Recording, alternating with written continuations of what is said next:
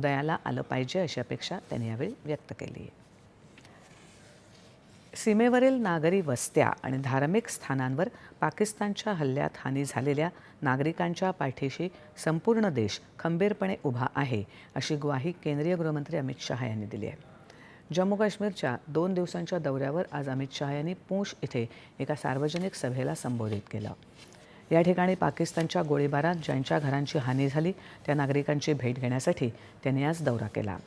त्यानंतर या सभेमध्ये त्यांनी या नागरिकांना संपूर्ण पुनर्वसनाची हमी दिली.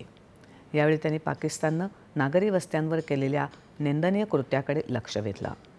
भारताच्या निष्पाप नागरिकांचे बळी घेणाऱ्या दहशतवाद्यांना संपवण्यासाठी भारतानं त्यांच्या तळांवर हल्ले केले होते. मात्र या दहशतवाद्यांना पाठबळ देणाऱ्या पाकिस्ताननं भारताच्या नागरी वस्त्यांना आणि धार्मिक स्थळांना लक्ष केलं असं ते म्हणाले. मात्र पाकिस्तानची ही कृती संपूर्ण जगानं पाहिली आहे आणि त्याबाबत त्यांचा निषेधही होत आहे असं शहा म्हणाले. अमित शहा यांनी काल अमरनाथ यात्रेपूर्वी सुरक्षा स्थितीचा आढावा घेतला.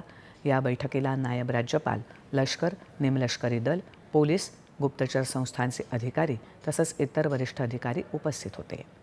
अमरनाथ यात्रा जुलै महिन्यात सुरू होणार आहे.